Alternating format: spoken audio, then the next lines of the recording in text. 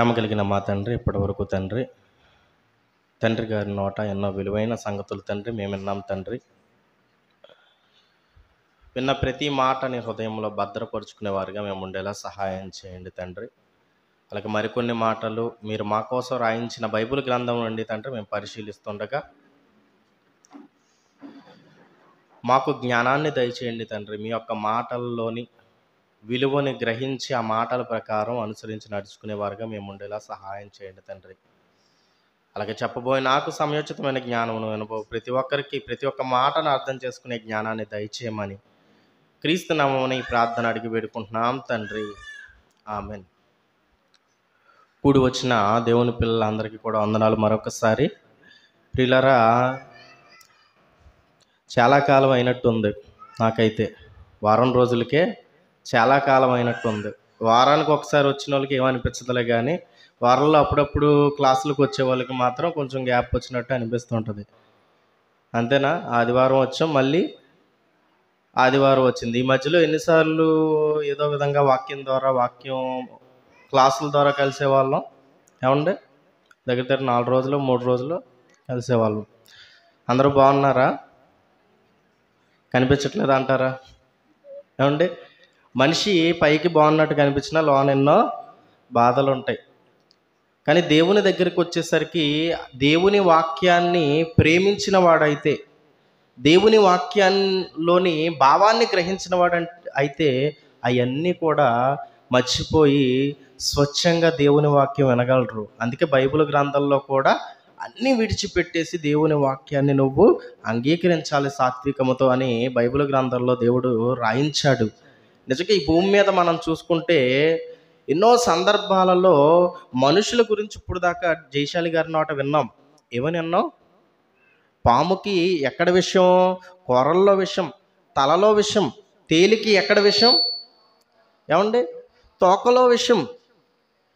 కానీ మనిషికి ఎక్కడ విషం అనగానే ఏమనుకుంటుంది సామెత? ఏం చెప్పారు? ప్రపంచమంతా కూడా ఒళ్ళంతా మనిషికి విషమే. అలా అని ఏదో శరీర రూపాన దాని నష్టం కనిపిస్తుంది అనుకుంటే పొరపాటు. ఒక పాము కరిసింది అనుకోండి, నీకు శరీరానికి బాధ కలుగుతుంది, శరీరానికి నష్టం జరుగుతుంది. అలాగే తేలు కరిసినా సరే శరీరానికి బాధ కలుగుతుంది. మన సహోదరులలో మండ్రకప్ప కరిసిందంట. ఎవరికి?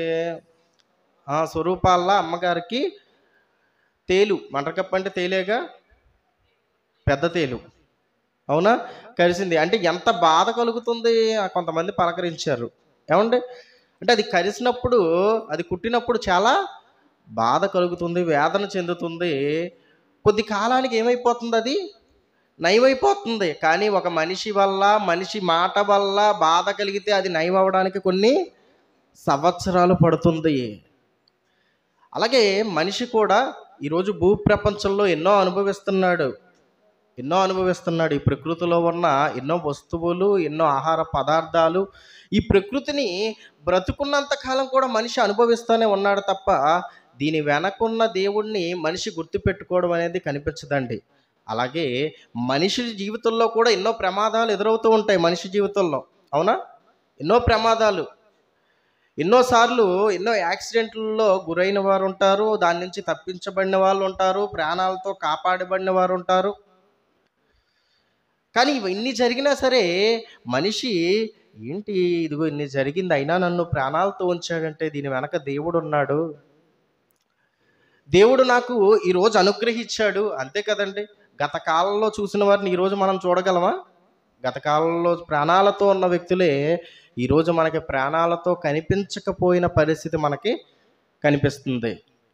ఏంటి కారణం? అంతెందుకండి, కాలేజీ దగ్గరలోనే ఒక ఆయన ఈ వారంలోనే అనుకుంటా, ఈ వారంలోనా ప్రశాంత్? పోయిన వారం. మరి కాలేజీ దగ్గరే మనం చూస్తూ ఉంటాం, వారం చూస్తూనే ఉంటాం. ఏంటి అంటే మనిషి ఎప్పుడు మరణిస్తాడో తెలియదు, కానీ అనుభవిస్తున్న దాని గురించి, దీని వెనకున్న దేవుని గురించి ఆలోచించాలిగా.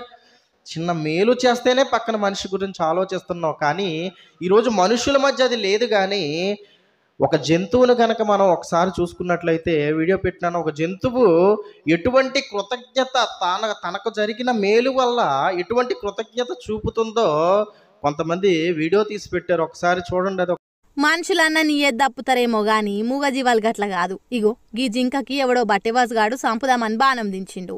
అది అన్నోళ్ళింటికాడికి రాగానే ఆయన అది చూసి ఎట్లనో అట్లా చేసి అది తీసి పడేసి మందు మాత్రలు ఇచ్చి కడుపు నిండా తిండి పెట్టి నయమైనాక తీసుకుపోయి అడవి లీడిచేసిండు. ఇక ఆయన చేసిన సేవను మరవలేక ఇంటి లాదులను తోలుకొని ఎట్లొచ్చిందో చూడురి.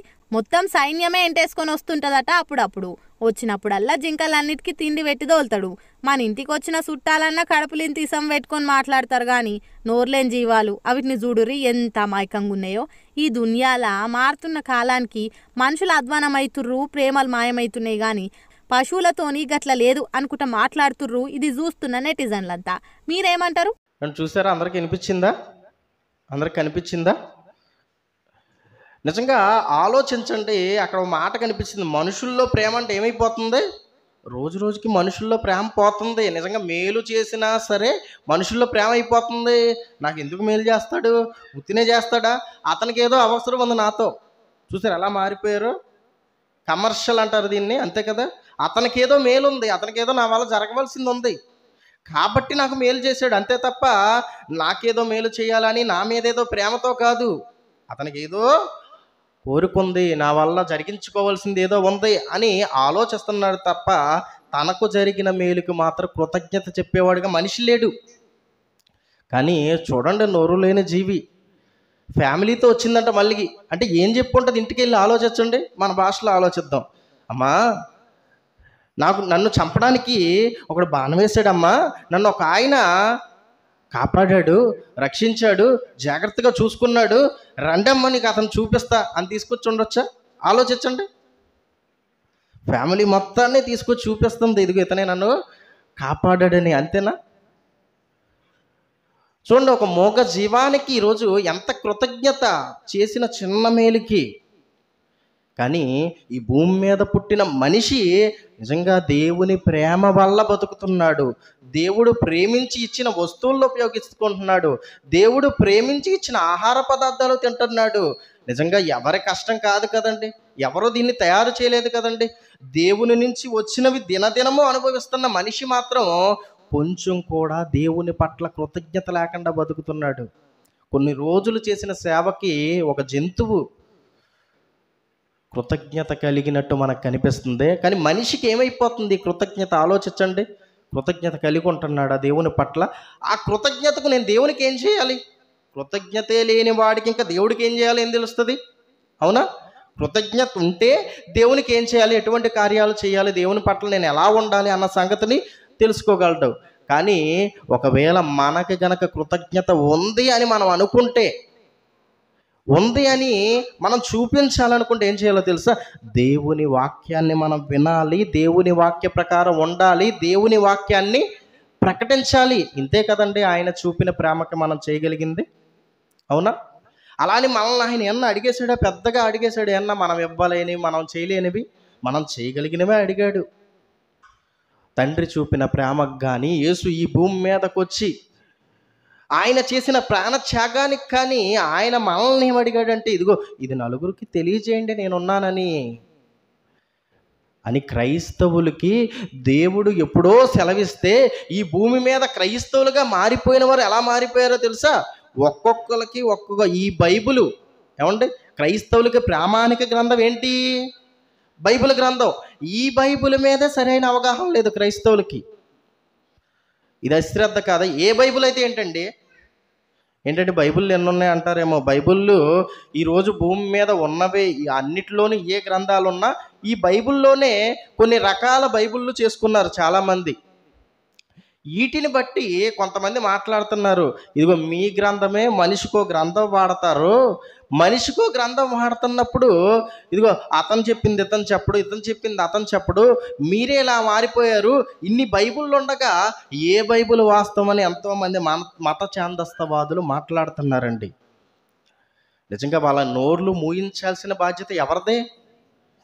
ఎవరిదో ఒక్కసారి ఆలోచించండి. ఈ బైబిల్ పట్టుకున్న మనదే కదా. అసలు ఈ బైబిల్లో ఎన్ని గ్రంథాలు ఉండాలి, ఎన్ని ఉండాలి అన్న సంగతిని ఈరోజు మనుషులు ఆలోచించట్లా. ఎందుకున్నాయి? 71. 71 మేము ఇదే నమ్ముతాం. 88 మేము 88నే నమ్ముతాం. ఇంకొకడు వచ్చి ఇంకో 10 జోడించాడు దానికి, అది కూడా మేము నమ్మేస్తాం. అంటే అవగాహన లేదా బైబిల్ మీద? మరి బైబిల్ పట్టుకుని వెళ్తున్నారు. బైబిల్ పట్టుకుని మనం ప్రతి వారం చర్చికి వెళ్తున్నప్పుడు మనం పట్టుకున్న గ్రంథం మీద ఇది ఎలా సత్యం అని తెలుసుకోవాల్సిన బాధ్యత ఉందిగా మనకి. ఎందుకంటే ఎంతోమంది ప్రశ్నించే వాళ్ళు సమాజంలో ఉన్నాడు. ఎంతోమంది ఉన్నారండి. బైబిల్ పట్టుకున్న క్రైస్తవులు ఎలా ఉండాలని అన్నాడో తెలుసా? శాస్త్రుల నీతి కంటే, పరిసయ్యుల నీతి కంటే మీ నీతి అధికముగా ఉండాలన్నాడు. అసలు శాస్త్రులు పరిసయ్యులు అనగానే మనమే గొప్పవారిగా చూస్తున్నారు. ఇంకా వాళ్ళ నీతి కంటే నీకిచ్చిన జ్ఞానం అయ్యా గొప్పది, నీకిచ్చిన వాక్యం గొప్పది. వాళ్ళ నోర్లు మూయించేది ఇది. అదే పేతురు రాసిన పత్రిక 2వ అధ్యాయం 15వ వచనంలో, పేతురు రాసిన మొదటి పత్రిక 2వ అధ్యాయం 15వ వచనం, ఏలయనగా మీరిట్లు యుక్త ప్రవక్తన గలవారై అజ్ఞానముగా మాట్లాడు మూర్ఖుల నోరు మూయుట దేవుని చిత్తము. ఎవరికి ఇష్టమంట? ఎవరి చిత్తమంట? అజ్ఞానముగా మాట్లాడు మూర్ఖుల నోరు మూయుట దేవుని చిత్తము. ఎవరున్నారండి ఈరోజు దేవుని మీద అజ్ఞానంగా మాట్లాడిన వారు? వేల కొలది, కోట్ల కొలది ఉన్నారు. దేవుని నమ్ముకున్నామని చెప్పుకున్నవారు అజ్ఞానంగా మాట్లాడే వాళ్ళు ఉన్నారు. దేవుడే లేడని అజ్ఞానంగా మాట్లాడే వాళ్ళు ఉన్నారు. దేవుడు లేడని నిరూపించుకోవడానికి ఇదిగో ఇదే బైబిల్ని మనకంటే బాగా పరిశీలిస్తున్న ఎంతోమంది మూర్ఖులు సమాజంలో ఉన్నారు. మరి అంతమంది నోర్లు మూయించాలంటే మనం ఏం చేయాలి? క్రైస్తవులుగా మారిన వాళ్ళు ఏం చేయాలి? దేవుని వాక్యం పరిశీలించాలా వద్దా? ఆలోచించండి. పరిశీలించాలా వద్దా? ఇదిగో పట్టుకున్న బైబిల్ మీదే అవగాహన లేకపోతే లోనున్న దేవుని మాటల మీద ఇంకెక్కడి నుంచి వస్తుంది అవగాహన? ఆలోచించండి. కొంతమంది వచ్చారండి. కొంతమంది వచ్చి ఇదిగో బైబిల్ అనగానే కొన్ని గ్రంథాలని ఏర్పాటు చేసుకున్నారు. ఈ గ్రంథాలతో పాటు కొన్ని గ్రంథాలని జోడించడం అనేది జరిగింది. రోమన్ క్యాథలిక్ బైబిల్, ఏమండి, క్యాథలిక్ సహవాసం, క్యాథలిక్ సంఘం, రోమన్ క్యాథలిక్ సంఘం అని మనం మాట్లాడుకుంటాం చూసారా? ఈ యొక్క గ్రంథంలో, ఈ యొక్క బైబిల్లో అయితే ఎన్ని పుస్తకాలు ఉంటాయంటే 73 పుస్తకాలు ఉంటాయి. రోమన్ క్యాథలిక్ దాంట్లో 73 పుస్తకాలు ఉంటాయి. ఏమండి తమ్ముడు, కుదిరితే నీ దాంట్లో లింక్ ఉంటుంది, ఓపెన్ చేయి. రోమన్ క్యాథలిక్కి సంబంధించిన లింక్ ఉంటుంది, ఆన్లైన్ సైటు. ఏమండి 73 పుస్తకాలు. ఈ 73 పుస్తకాలలో సొలొమోను జ్ఞాన గ్రంథం ఒకటి, మక్కబీల మొదటి గ్రంథం, మక్కబీల 2వ గ్రంథము, ఇలా కొన్ని గ్రంథాలు జోడించబడ్డం మనకి ఈ యొక్క దాంట్లో మనకి కనిపిస్తుంటుంది. నిజంగా ఆలోచించండి. ఇప్పుడు మనం పట్టుకున్న బైబిల్లో ఎన్ని గ్రంథాలు కనిపిస్తున్నాయి? ఏమండి ఇప్పుడు మనం పట్టుకున్న బైబిల్లో ఎన్ని గ్రంథాలు కనిపిస్తున్నాయి? 66 పుస్తకాలు. ఈ 66 పుస్తకాలు కాక ఎక్స్ట్రాగా కొన్ని పుస్తకాలు ఇక్కడ మనకు కనిపిస్తున్నాయి. ఫస్ట్ నుంచి పెట్టినానా? అదే రెడ్ కలర్ ఏం కనిపించింది అక్కడ? తోబీతు, యూదీతు, సొలొమోను జ్ఞాన గ్రంథము, సీరాపుత్రుడైన యేసు జ్ఞాన గ్రంథము, బారోకు, మక్కాబీల మొదటి గ్రంథము, మక్కాబీల 2వ గ్రంథము. ఈ 7 గ్రంథాలు కూడా ఈ బైబిల్ గ్రంథంలో 66 పుస్తకాలతో పాటు 7 గ్రంథాలు కూడా జోడించబడి ఉన్నాయి. మొత్తం మీద ఇప్పుడు ఎన్ని అయిపోయినాయి? 73 పుస్తకాలు అయిపోయినాయి. ఇదే కొంతవరకు చరిత్ర కలిగిన పుస్తకం. ఒక విధంగా క్రీస్తు శకం ఇంచుమించు 300 ఆ కాలంలో ఇది అనేది రాయబడి ఉంది, జోడించబడింది. రాయబడ్డం అంటే గ్రంథం కాదు. ఈ 73 పుస్తకాలు అనేది జోడించబడి ఒక గ్రంథంగా మార్చబడింది. ఇంచుమించు క్రీస్తు శకం 300. ఇంకా మిగిలిన గ్రంథాలు కూడా ఉన్నాయి. రోమన్ క్యాథలిక్ వారు 73 పుస్తకాలు, ఇథియోపియస్ వారు 88 పుస్తకాలు, ఏమండి ఆర్థడాక్స్ వాళ్ళు 76 లేదా 77 పుస్తకాలు, ప్రొటెస్టెంట్స్ 66 పుస్తకాలు. బైబిల్ గ్రంథం అండి.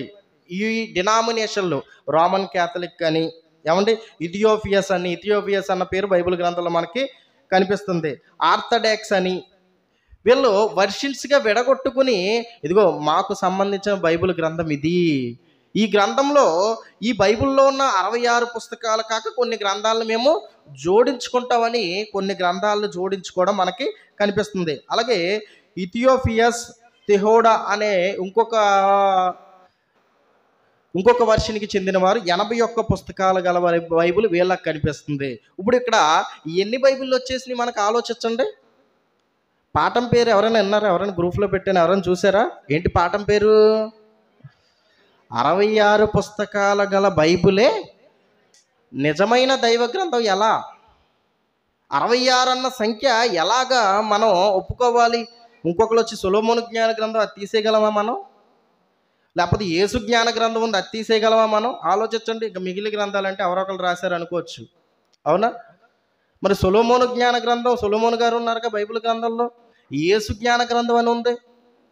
ఏంటి మరి ఈ 66 పుస్తకాలు ఎలా వాస్తవం అయ్యాయి? మరి మిగిలిన పుస్తకాలు ఎందుకు ఇందులో జోడించలేదు?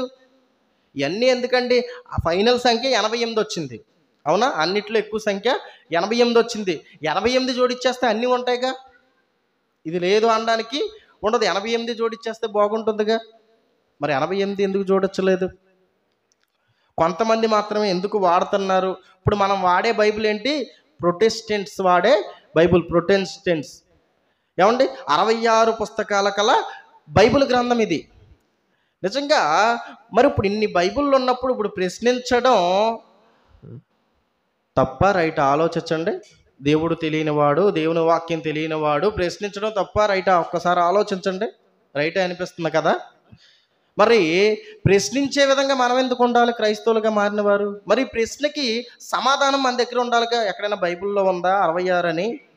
66 అని నువ్వు ఎలా నిరూపించగలవు? ఇదే దైవ గ్రంథం అని నువ్వు ఎలా నిరూపించగలవు? అంటే దానికి మన దగ్గర ఏముండాలి? సమాధానం ఉంటే చెప్పగలం. సమాధానం లేకపోతే ఏం చెప్పగలం? అవునా? ఒక ప్రశ్నకి మన దగ్గర సమాధానం ఉందనుకోండి చెప్పగలం, సమాధానం లేకపోతే చెప్పగలమా? కానీ ఈరోజు ప్రపంచానికి బైబిల్ మీద వస్తున్న ఎన్నో ప్రశ్నలకి సమాధానాలు కేవలం బైబిల్ ఓపెన్ యూనివర్సిటీయే చెప్పిందండి. నిజంగా అంతవరకు ప్రశ్నలు అడిగే వాళ్ళు అయితే ఉన్నారు. ఒక ఎన్వి బ్రహ్మం 100 ప్రశ్నలు గల పుస్తకం రాశాడు. ఏంటి కారణం? 100 ప్రశ్నలను అడిగాడు. మరి సమాధానం చెప్పేవాళ్ళు ఉన్నారా? లేరు. కానీ ఒక యూనివర్సిటీ, మన బైబిల్ ఓపెన్ యూనివర్సిటీ ఏం చేసింది? సమాధానం చెప్పింది ప్రతి ఒక్క ప్రశ్నకి. అలాగే క్రీస్తు విరోధులుగా మారిన ఎంతోమంది ప్రశ్నించారు బైబిల్ మీద. బైబిల్ గూర్చి అర్థం కాని సంఘటనలని, తెలియని విషయాల్ని ఎంతోమంది ప్రశ్నిస్తే వాళ్ళకి సమాధానాలు చెప్పిన వారిలో మనకు ఒక యూనివర్సిటీ, బైబిల్ ఓపెన్ యూనివర్సిటీ మనకి కనిపిస్తుంది. కాబట్టి ఇప్పుడు కూడా మనం ఆలోచిద్దాం. ఇదే 66 గల బైబిలే ఎందుకు వాస్తవం అయింది? మిగిలిన పుస్తకాల గల బైబిల్ ఎందుకు ప్రపంచంలో ఎక్కువ మంది వాడట్లేదు? ఒకసారి ఆలోచిద్దాం. బైబిల్ గ్రంథంలో దీని గురించి ఏమన్నా రాయబడి ఉందా? బైబిల్ గ్రంథంలో ఎక్కడైనా ఏదైనా దేవుడు దీని గురించి ఏమన్నా క్లూ ఇచ్చాడా అని మనం పరిశీలిస్తే బైబిల్ గ్రంథంలో దేవుడు ప్రతి ప్రశ్నకి సమాధానాన్ని రాయించాడు. అందుకే డాడీ గారి స్లోగన్ ఏంటి? జైశాలి గారి స్లోగన్ ఏంటి? Bible answer to the Bible. ఇప్పుడు 66 అని నీకు ప్రశ్న వచ్చింది. ఇప్పుడు 66 అని ఎవరు చెప్పాలి? నేను చెప్తే సరిపోతుందా? లేకపోతే పైన ఉన్న వాళ్ళు పెద్దవాళ్ళు ఎవరైనా చెప్తే సరిపోతుందా? చాలదండి. ఎవరు చెప్పాలి? ఎవరు చెప్పాలి? బైబిల్ చెప్పాలి. ఆ సంఖ్య ఎక్కడి నుంచి రావాలి? బైబిల్ నుండి రావాలి. ఇప్పుడు ఆలోచిద్దాం. నిర్గమాకాండము 25వ అధ్యాయము 31వ వచనం. నిర్గమాకాండము 25వ అధ్యాయము 31వ వచనం.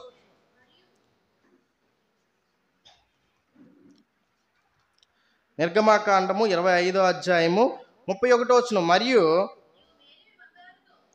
నీవు మేలిమి బంగారుతో దీపవృక్షమును చేయవలెను. ఏమండి? నకిషీ పనిగా ఈ దీపవృక్షము చేయవలెను. దాని ప్రకాండము, దాని శాఖలను ఆ నకిషీ పనిగా చేయవలెను. ఏమంటున్నాడు? నకిషీ పని అనగానే డిజైనింగ్ వర్క్ని నకిషీ పనిగా పిలవడం అనేది మనకి జరుగుతుంది. ఏం చేయమంటున్నాడంటే ఇక్కడ దీపవృక్షాన్ని చేయమంటున్నాడు దేవుడు. నిజంగా ఆ రోజున్న కాలంలో చాలామందికి ఇది ఎందుకు చేయమన్నాడో అర్థం కాలేదు. ఎందుకంటే భవిష్యత్తులో సాదృశ్యంగా ఉండడానికి దేవుడు చేయించాడు. ఆ రోజు వాళ్ళకి ఉపయోగపడాలి, భవిష్యత్తులో దేనికో ఇది సాదృశ్యంగా ఉండాలి. దీపవృక్షాన్ని చేయమన్నాడు. దేనితో చేయమన్నాడు? మేలిమి బంగారంతో చేయమని ఏం చెప్తున్నాడు అంటే, దాని ప్రకాండము, దాని శాఖలను నకిషీ పనిగా చేయవలను, దాని కలిసము, దాని కలిసములు, దాని మొగ్గలు, దాని పువ్వులు దానితో ఏకాండమై ఉండవలను. ఇక్కడ ఎన్ని కనిపిస్తున్నాయి?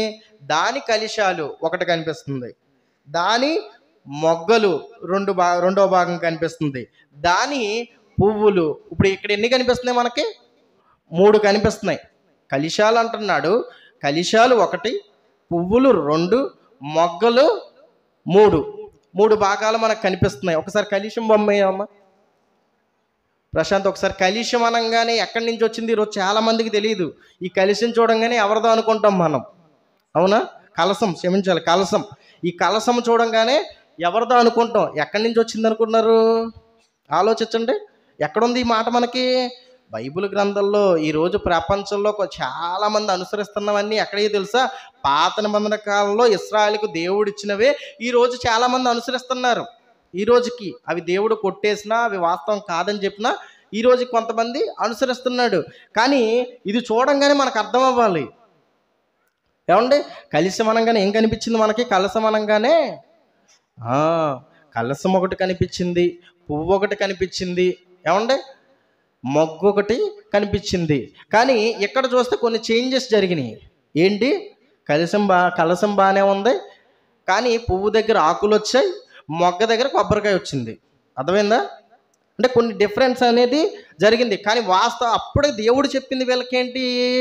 కలశము అనగానే ఇదిగో కలశం ఉండాలి, దానికి పువ్వు ఉండాలి, దానికి మొగ్గ ఉండాలి, ఈ 3 భాగాలు ఖచ్చితంగా ఉండాలని చెప్తూ తరువాత ఏకకాండమై ఉండవల్ని, 3 కూడా కలిసి ఉండాలి. తరువాత దీపవృక్షము యొక్క ఒక పక్క నుండి 3 కమ్ములు, దీపవృక్షము యొక్క రెండవ పక్క నుండి 3 కొమ్మలు అనగా దాని పక్కల నుండి 6 కొమ్మలు, ఏమండి, నిగడవలెను. ఒక కొమ్మలో మొగ్గ, పువ్వు గల బాదము రూపమైన 3 కలశములు, రెండవ కొమ్మలో మొగ్గ, పువ్వు గల బాదము రూపమైన 3 కలశములు. అట్లు దీపవృక్షము నుండి బయలుదేరు కొమ్మలలో ఉండవలను. ఒకసారి చూడండి దీపవృక్షం బొమ్మ, ఒకసారి చూడండి. కంప్లీట్ అదే వాస్తవం అని మనం అనుకోకూడదు, కానీ కొంతవరకు అది తయారు చేశారు. ఈ రోజుకి కూడా కొన్ని ప్రాంతాల్లో అది వాడుతున్నారు. దాని ద్వారా హారతి ఇస్తున్నారు. ఈరోజు యేసుక్రీస్తు బొమ్మకి దాని ద్వారా హారతి ఇస్తుంటారండి. నిజంగా ఆలోచించండి. దేవుడు చెప్పిన బొమ్మ ఇంచుమించు అలాగే ఉంటుందండి. ఇటుపక్క 3 కొమ్మలు, ఇటుపక్క 3 కొమ్మలు, మొత్తం 6 కొమ్మలు. 6 కొమ్మలకి కూడా ఎన్ని ఉండాలి? ఇవి 3 ఉండాలి. ఏమండి? ఒక పక్క 3 ఉండాలి, ఇంకో పక్క 3 ఉండాలి, పైన 3, కింద 3, దాని కింద 3, అలాగే అటుపక్క కూడా 3, 3, 3. మధ్యలో ఎన్ని ఉండాలి? అది కూడా చదవండి చివరిన.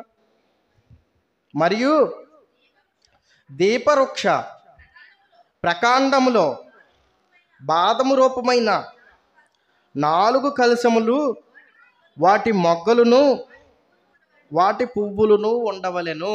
ఎన్ని ఉండాలి? మధ్యలో ఎన్ని ఉండాలి? ప్రకాండం ఆధారమైన దాంట్లో, దానికి ఏదైతే బేస్గా ఉందో దాంట్లో ఎన్ని ఉండాలి? 4 ఉండాలి. ఇప్పుడు మనకి దీపవృక్షం బొమ్మ అయితే ఇప్పుడు మనకి వచ్చేసింది. ఒక పక్క 3 కలశాలు ఒక్కొక్క కొమ్మకి, ఇంకో పక్క 3 కలశాలు ఒక్కొక్క కొమ్మకి. ఇప్పుడు మనం లెక్కెట్టాలి. కలశంలో ఎన్ని భాగాలు ఉన్నాయి? కలశంలో 3 భాగాలు ఉన్నాయి, అవునా? అక్కడ మనకి లెక్క కనిపిస్తుంది. ఒక కలశంలో 3 భాగాలు ఉన్నాయి.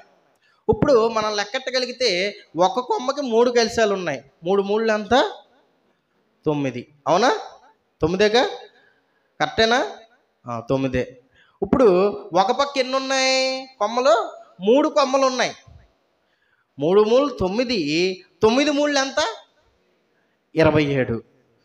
ఆ తర్వాత దానికి ప్రాకాండం దగ్గర ఎన్ని ఉన్నాయి? 4 ఉన్నాయి. ప్రాకాండం దగ్గర ఎన్ని ఉన్నాయి? 4 ఉన్నాయి. ఒక్కొక్క దాంట్లో ఎన్ని ఉంటాయి? 3 ఉంటాయి. 4 ముళ్ళు ఎంత? 12. ఏమండి? 27, 12 ఎంత? 27, 12 ఎంత? 39. అసలు 39 పుస్తకాలు ఎక్కడున్నాయి? పాత నిబంధన కాలంలో ఉన్న పుస్తకాలు 39. పాత నిబంధన కాలంలో ఉన్న గ్రంథాలు, పుస్తకాలు రాయబడినవన్నీ 39 అయిపోయింది. మళ్ళీ తర్వాత కూడా మళ్ళీ ఎన్ని ఉన్నాయి? ఇటుపక్క కూడా ఇంకో 3 ఉన్నాయి. ఇంకో 3టికి కూడా ఒక్కొక్క దానికి ఎన్నెన్ని ఉన్నాయి? ఒక్కొక్క దానికి 3 కలశాలు చొప్పున ఇక్కడ కూడా 3 ముళ్ళు 9 కలశాలు ఉన్నాయి. 9టిలో కూడా 3 భాగాలుగా మనం చూసుకుంటే 9 ముళ్ళు ఎంత? 27. 27 అయినప్పుడు ఇప్పుడు 39, 27 ఎంత? 66. వచ్చిందా సంఖ్య? ఒకసారి రెఫరెన్స్ మళ్ళీ చదువుకుందాం. ఒకసారి 31 నుంచి చివరి వరకు ఒకసారి చదివేసుకుందాం ఒకసారి. మరియు నీవు మేలిమి బంగారుతో దీపవృక్షమును చేయవలెను. ఏమండి? నకిషీ పనిగా ఈ దీపవృక్షము చేయవలెను. దాని ప్రాకాండమును దాని శాఖలను నకిషీ పనిగా చేయవలెను. దాని కలశములు, దాని మొగ్గలు, దాని పువ్వులు దానితో ఏకాండమై ఉండవలెను. దీపవృక్షము యొక్క ఒక పక్క నుండి 3 కొమ్మలు, దీపవృక్షము యొక్క రెండవ పక్క నుంచి 3 కొమ్మలు, అనగా దాని పక్కల నుండి 6 కొమ్మలు నిగుడవలెను. ఒక కొమ్మలో మొగ్గ పువ్వు గల బాదము రూపమైన 3 కలశములు, రెండవ కొమ్మలో మొగ్గ పువ్వు గల బాదము రూపమైన 3 కలశములు అట్లు దీపవృక్షము నుండి బయలుదేరు కొమ్మల్లో ఉండవలెను. మరియు దీపవృక్ష ప్రకాండములో బాదము రూపమైన 4 కలశములను, 4 మొగ్గలను, వాటి పువ్వులను ఉండవలెను. దీపవృక్ష ప్రకాండము నుండి నిగుడు 6 కొమ్మలకు దాని 2 కొమ్మల కింద ఏకాండమైన ఒక్కొక్క మొగ్గ చొప్పున ఉండవలెను. వాటి మొగ్గలు, వాటి కొమ్మలు దానితో ఏకాండమగును. అదంతయు మేలిమి బంగారముతో చేయబడిన ఏకాండమైన నకిషీ పనిగా ఉండవలెను. నీవు దానికి 7 దీపములు చేయవలెను. దాని ఎదుట వెలుగునిచ్చునట్లు దాని దీపములను వెలిగింపవలెను. ఏమంటే చదువుకున్నట్టే ఉందా ఇప్పుడు ఫోటో? ఇంకొకసారి ఫోటో వేయండి. దీపాలు ఉన్న ఫోటో ఉంటుంది, వేయండి ఇంకొకసారి. చదువుకున్నట్టే ఉందా? ఎన్ని దీపాలు ఉండాలి? 7 దీపాలు ఉండాలి. అర్థమైందా? 7 దీపాలు ఉండాలి. ప్రకటన గ్రంథం 1వ అధ్యాయం 13వ వచనం. ప్రకటన గ్రంథం 1వ అధ్యాయం 13వ వచనం. ఇప్పుడు దాకా మనం ఏం చదువుకున్నాం? 66 పుస్తకాలు లెక్క వచ్చిందా లేదా? ఆలోచించండి. వచ్చిందా? 66 పుస్తకాలు గల బైబిల్ ఎలా వాస్తవం అని చెప్తున్నామంటే, బైబిల్ గ్రంథంలో దేవుడు ఆ రోజున్న కాలంలో వెలుగునివ్వడానికి దేన్ని పుట్టించాడు, దేన్ని తయారు చేయమన్నాడంటే, ఇదిగో దీపవృక్షాన్ని తయారు చేయమన్నాడు. దేనికి సాదృశ్యంగా? భవిష్యత్తు తరాలలో వాక్యమనే వెలుగుకి సాదృశ్యంగా దాన్ని ఆ కాలంలో తయారు చేశాడు. అదే ప్రకటన గ్రంథం 1వ అధ్యాయము 13వ వచనం. 7 సువర్ణ దీపస్తంభములను, ఆ దీపస్తంభముల మధ్యను మనుష్య కుమారుని పోలిన ఒకని చూచి తిని, ఆయన ఏమండి తన పాదముల మట్టునకు దిగుచున్న వస్త్రము ధరించుకొని, ఏమండి రొమ్మునకు బంగారు దట్టు కట్టుకొని ఉండెను. ఏమండి చాలండి. ఏం కనిపిస్తుంది ఇక్కడ? 7 సువర్ణ దీప స్తంభములు. ఈ ప్రకటన గ్రంథం అంతా చదువుకుంటే మీకు 7 దీప స్తంభాలు ఎన్నో సందర్భాల్లో మనకి కనిపిస్తుంది. ఇది ఎక్కడ కనిపించింది అంటే, ఎక్కడ? పాత నిబంధన కాలంలో మనకు కనిపించింది. వాటిలో ఉన్న కలీసాలు వీటి లెక్క 66 పుస్తకాల గురించి అయితే ఈ 7 దీపస్తంభాలు ఈ లెక్క దేనికోసం, 7 దీపాలు దేనికోసం అంటే ఈ 7 దీపాలు ఏంటి, సంపూర్ణానికి 7 అన్న సంఖ్య, సంపూర్ణ సంఖ్యకి 7 అన్న సంఖ్య మనం ఎన్నోసార్లు మాట్లాడుకున్నాం. ఆ రోజు ఇశ్రాయేలీలు ఎన్ని గోత్రాలు, 12 గోత్రాలు. మరి 12 ఉన్నాయి దీపాలు, ఆలోచించండి. 12 లేవు, 7 అనగా పరిపూర్ణ సంఖ్య. మరి అందరికీ సూచించేది, ఇశ్రాయేల్ అందరికీ ఆ రోజు ఏమిచ్చాడు, పరిపూర్ణమైన వాక్యపు వెలుగుని ఇవ్వడానికి, ఈరోజు ఇవ్వడానికి సాదృశ్యంగా ఆ రోజు దీపవృక్షాన్ని ఇచ్చాడు. ఈరోజు క్రైస్తవులకి ఏమిస్తున్నాడో తెలుసా? ఏమనుకున్నారు దీపాలు, ఎవరు అనుకున్నారు ఆ దీపాలు? ప్రతి ఒక్క క్రైస్తవుడు ఆ దీపమే, ప్రతి ఒక్క క్రైస్తవురాలు ఆ యొక్క దీపమే, ప్రతి ఒక్క సంఘము కూడా ఆ యొక్క దీపమే. మీకు ఎదరికెళ్తే ఈ సంఘం అని ఎదరికెళ్తే తెలుస్తుంది మీకు. 2వ అధ్యాయం నుంచి సంఘం గురించి మాట్లాడతాడు. ఈ దీపస్తంభాల గురించి సంఘాన్ని అప్లై చేసి 2వ అధ్యాయం నుంచి మాట్లాడడం మనకి కనిపిస్తుంది. ఈ దీపాలకి వెలుగు ఎక్కడి నుంచి వస్తుందంట? అదేనా చదువుకున్నారు ఇప్పుడు చదువుకున్న మాటల్లో, ప్రకటన గ్రంథం 1వ అధ్యాయం 13వ వచనంలో ఈ దీపాలకి వెలుగు ఎక్కడి నుంచి వస్తుంది? ఈ దీపాల మధ్య ఎవరు ఉంటున్నారు?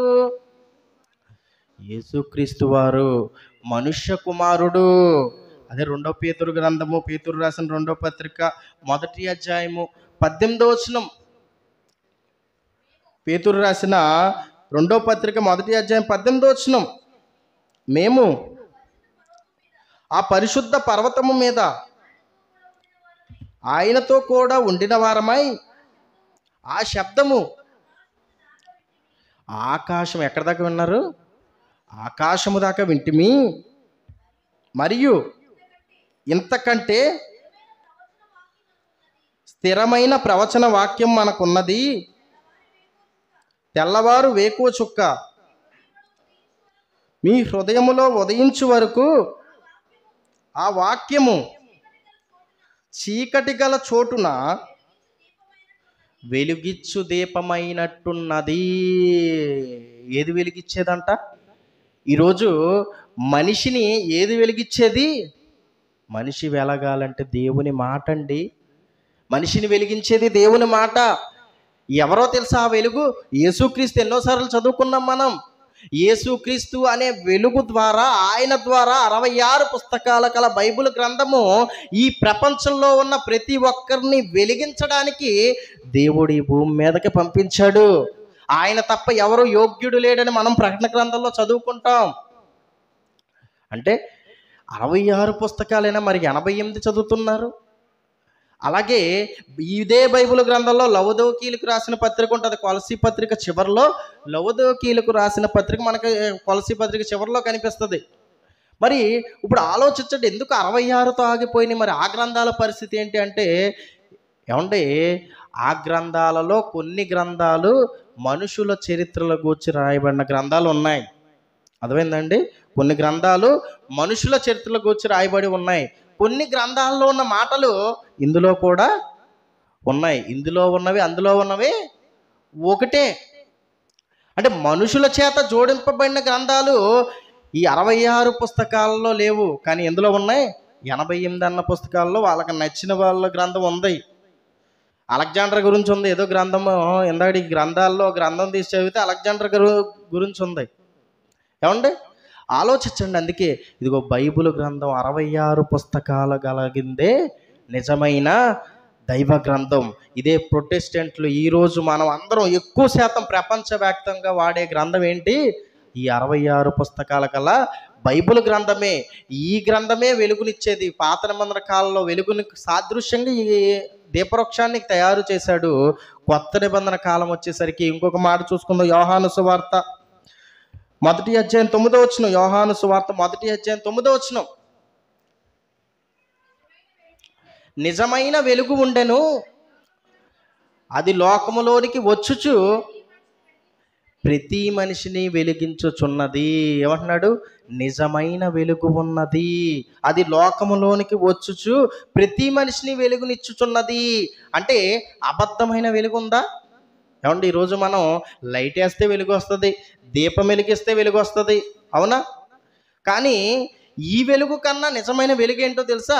ఒక మనిషి బ్రతుకును మార్చేది, ఒక మనిషిని పరలోకానికి చేర్చేది.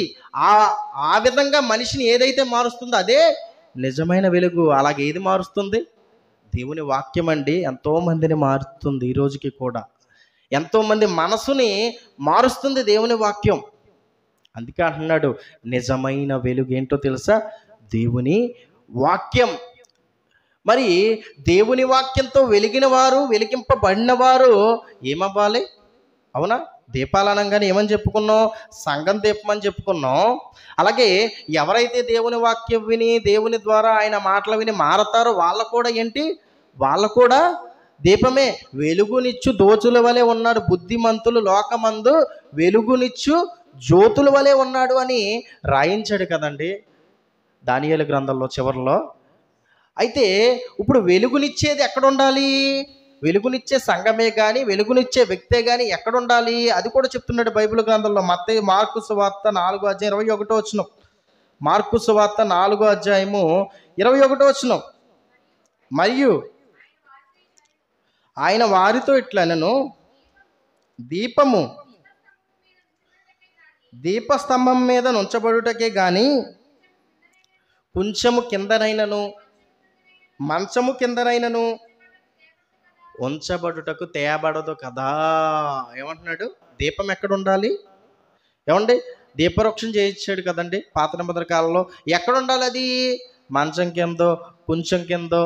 ఏమండి, ఏదో మూల పెడితే దానివల్ల ఏమన్నా ఉపయోగం ఉంటుందా? ఉండదు. దీపవృక్షం కానీ దీపస్తంభం కానీ ఎక్కడ ఉండాలి అది? అందరికీ వెలుగునివ్వాలి అంటే అది కొంత ఎత్తులో ఉండాలి, మధ్యలో ఉండాలి, ఇంటి మధ్యలో ఉండాలి. అప్పుడే వెలుగు. ఇప్పుడు లైట్లు పెడుతుంటారు. ఎక్కడ పెడుతుంటారు? ఒక రూమ్లో, ఒక బెడ్రూమ్లో లైట్ పెట్టినప్పుడు ఎక్కడ లైట్ పెడితే ఇల్లంతా కాంతి వస్తుంది, ఏ ప్లేస్లో పెడితే వస్తుంది అని ఆలోచించి ఖచ్చితంగా ఇదిగో ఈ ప్లేస్లో పెడితే ఇదిగో ఇల్లంతా కూడా కాంతి వస్తుంది అని మనం ఆలోచిస్తాం. అలాగే దీపం నువ్వైనప్పుడు నువ్వెక్కడ ఉండాలి? ఎంతకి నువ్వే ఏ పనులు చేయాలి? ఇప్పుడు దీపాలుగా వెలిగింపబడ్డాం మనం అందరం కూడా. దేవుని వాక్యం ద్వారా, దేవుని మాటల ద్వారా వెలిగింపబడ్డాం. ఇప్పుడు వెలిగింపబడిన మనం ఏం చేయాలి? కొంచెం కింద మంచం కింద ఉండాలా? అదేనా చెప్పాడు? కాదండి. దీపం ఎక్కడి కోసం ఉంటుంది? దీపము దీపస్తంభం మీద నుంచబడుటకే కానీ కొంచెము కింద అయినను మంచము కింద అయినను ఉంచబడుటకు కాదు. ఒకవేళ దేవుని వల్ల నువ్వు వెలిగింపబడితే, ముందు మాట్లాడుకున్నాం కదండి, దేవుడు మన నుంచి కోరుకున్నదేంటి, దేవుడికి మనం చూపించాల్సింది ఏంటి అని ముందు మాట్లాడుకున్నాక దేవుడు మనల్ని వెలిగించాడుగా దేవుని వాక్యం ద్వారా. ఇప్పుడు వెలుగును పొందిన నువ్వు ఏం చేయాలి? ఇదిగో ఆ వెలుగుని యొక్క ప్రపంచానికి చూపించాలి, మార్గాన్ని చూపించాలి, వారిని కూడా వెలిగించాలి. ఆ బాధ్యత ఎవరి మీద ఉంది? ప్రతి ఒక్క క్రైస్తవుడి మీద, ప్రతి ఒక్కరి మీద ఆ బాధ్యత ఉంది. దేవుడు మన నుండి కోరుకున్నది అదే. కాబట్టి బైబిల్ పట్టుకున్న క్రైస్తవులకి ఈరోజు 66 పుస్తకాల మీదే సరి అయిన అవగాహన ఈరోజు లేకపోవడం కనిపిస్తుంది. కాబట్టి ఇప్పుడు దాకా సాక్ష్యాలతో కొన్ని మాటలు, కొన్ని ఫోటోల ద్వారా చూపించా. ఓకేనా? 66 పుస్తకాల బల బైబిలే నిజమైన దైవ గ్రంథం అని మీరు నమ్ముతున్నారా? బైబిల్ ప్రకారం, బైబిల్లో ఉన్న మాటల ప్రకారం, ఏదో నోటి మాటతో కాదు, బైబిల్లో ఉన్న లెక్కల ప్రకారం ఎన్నొచ్చినాయి? ఆ రోజు మార్గం చూపేది దీపవృక్షం లోకపరంగా అనుకుంటే, ఈరోజు మార్గం చూపే వెలుగేంటి? దేవుని వాక్యం. సాదృశ్యంగా ఆ రోజున్న కాలంలో దేవుడు ఇచ్చాడు. ఖచ్చితంగా 66 సంఖ్య సరిపోయింది. ఇంకా అనుమానం ఉంటుందా? వేరే వాడు వచ్చి 73 పుస్తకాలు ఇవ్వగానే ఇంకా 7 పుస్తకాలు ఉన్నాయా? ఈ 66 నీకు రావు. అవునా? ఈ 66 పుస్తకాలు తిన్నంగా చదవవు నువ్వు. మళ్ళీ 72 పుస్తకాలు, 73 పుస్తకాలు, మళ్ళీ ఇంకొకడైతే 88 పుస్తకాలు. ఏంటి అందులో ఉన్నాయి చదివే వాళ్ళు ఎవరు ఉండరండి? ఆ పుస్తకాలు మాకెన్నో తెలుసా, మాకు 88, 66 మీకు అని. మనుషుల ఆలోచన ఎలాంటిదంటే తక్కువ ఎక్కువ ఉండాలి.